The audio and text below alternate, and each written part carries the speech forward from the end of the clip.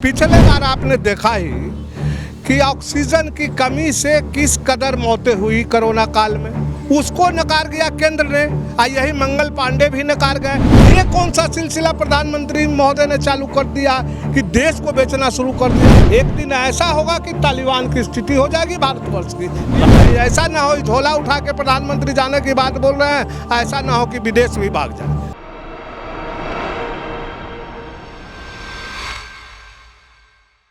नमस्कार, आप देख रहे हैं डीटीवी भारत। मैं हूं अभिषेक मिश्रा। निजीकरण को लेकर केंद्र सरकार की जो नीति है उससे देश की सियासत, बिहार की सियासत की गर्माहट बढ़ी हुई है।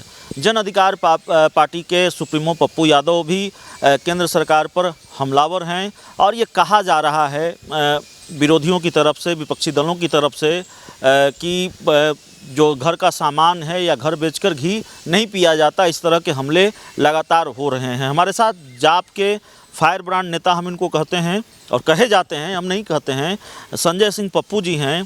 पप्पू यादव खूब हमलावर हैं निजीकरण को लेकर और तमाम दूसरी विपक्षी पार्टियां हमलावर हैं। हमलावर तो तमाम जनता है इस मैटर पर, चूँकि निजीकरण का मामला जो है ना, यह बहुत गंदा कदम है। आपको देश को विकास की ओर ले जाने का तरीका ढूंढना चाहिए ना। उद्योग लगाना चाहिए, छोटा छोटा लघु उद्योग लगाना चाहिए। ये कौन सा सिलसिला प्रधानमंत्री महोदय ने चालू कर दिया कि देश को बेचना शुरू कर दिया। कभी टेलीफोन को, रोड को, रेलवे को, एयरपोर्ट को, हर एक संस्थाएं बेच रहे हैं। आप देखिए लालू जी के टाइम में रेलवे मुनाफे में था, आज क्या वजह है कि नुकसान में चला गया भाई। तो इस तरह से ये जानबूझ करके जितने भी पूंजीपति लोग हैं, अडानी अंबानी जैसे लोग, ये प्रधानमंत्री महोदय के कुर्सी के नज़दीक इसीलिए बैठे हुए हैं कि देश को हम खोखला कर दें, पूरे अपने काबू में कर लें। एक दिन ऐसा होगा कि तालिबान की स्थिति हो जाएगी भारतवर्ष की। लालू यादव की बार बार तारीफ करते हैं, कहीं साथ जाने का विचार तो नहीं? नहीं, तारीफ करने की बात नहीं, जो सच्चाई है सच्चाई है। उनके टाइम में रेलवे मुनाफा में था, इसमें कहीं कोई बात नहीं है। और वैसे तो हम लोग देखिए सरकार को जनता के तरफ से, जनता के मुद्दों से हमेशा अवगत कराते रहे हैं, जागरूक कराते रहे हैं, आईना दिखाते रहे हैं। कल भी हम लोग को देखिए कि स्टेट बैंक गांधी मैदान से पुतला दहन होगा प्रधानमंत्री महोदय का। नीतीश जी भी अग्रसर नहीं हैं इस पर, ये भी तो कदम उठाते हैं। बिहार के मुख्यमंत्री हैं, ये भी तो आवाज़ नहीं उठा रहे हैं। को लगता है कि जिस तरह से जाति आधारित जनगणना को लेकर नीतीश कुमार मुखर हुए हैं, जनसंख्या नियंत्रण कानून को लेकर मुखर हुए कि नहीं कानून की कोई ज़रूरत नहीं है, उसी तरह उनको निजीकरण का विरोध करना चाहिए, निजीकरण के खिलाफ उनको मुखर होना चाहिए और विपक्ष के सुर में सुर मिलाना चाहिए। जैसे दूसरे मुद्दों के मामले में, दूसरे मामलों में वो विपक्ष के सुर में सुर मिलाते हुए नजर आ रहे हैं। देखिए सत्ता में बैठे लोग और खास करके बिहार जो है, आप देख रहे हैं कि भाजपा और जदयू का डबल इंजन का सरकार चल रहा है। तो जो राग वो अलापता है वही राग यहाँ भी अलापा जाता है। पिछले बार आपने देखा ही कि ऑक्सीजन की कमी से किस कदर मौतें हुई कोरोना काल में, उसको नकार दिया केंद्र ने। यही मंगल पांडे भी नकार गए।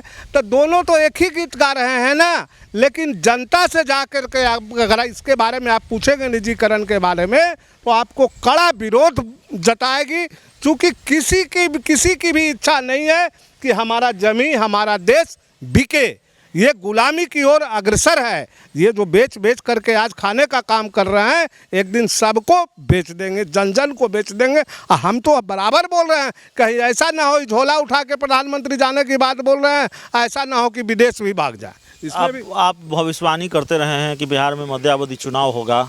बीजेपी का एक और बयान आया है उपेंद्र कुशवाहा के लिए और जेडीयू के लिए कि जेडीयू में कई पावर सेंटर बन गए हैं, 3 पावर सेंटर। और जो हरिभूषण ठाकुर हैं, बीजेपी कोटे से मंत्री हैं, उनका बयान है कि जेडीयू में कई पावर सेंटर हैं और उपेंद्र कुशवाहा अलग पावर सेंटर बनना चाह रहे हैं। तो झगड़ा तो लगातार बढ़ रहा है, टकराव लगातार बढ़ रहा है बीजेपी जेडीयू। ये बयानबाजी अपने जगह पर है, लेकिन यह तो सत्य है, इससे मुकरा नहीं जा सकता है कि जदयू 3 खेमा में बटा हुआ है। माननीय मुख्यमंत्री नीतीश कुमार जी मुख्य दर्शक बने हुए हैं, उपेंद्र कुशवाहा जी अलग, ललन बाबू अलग और आपके मंत्री महोदय अलग। अब उनका कितना, मैंने ये कीजिएगा, आप वो कहते हैं कि पार्टी को हम चलाएंगे, केंद्र को चलाएंगे, मंत्री बनेंगे, क्या करेंगे, समझ से परे। एक आखिरी सवाल है संजय जी आपसे, और सवाल ये है कि चिराग पासवान अपने पत्ते नहीं खोल रहे हैं, वो बीजेपी के साथ हैं, वो आरजेडी के साथ हैं।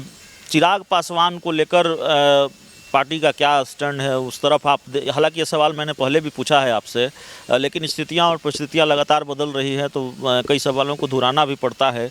चिराग पासवान को लेकर पार्टी में कोई बातचीत होती है या नहीं? चिराग पासवान से कभी कोई बातचीत हुई है कि नहीं पार्टी के बड़े नेताओं? अभी तक के ना हमारे बड़े नेताओं से बात हुई है, ना हम लोग से कोई बात हुई है, परंतु उनके प्रति हम लोगों को संपैथी है।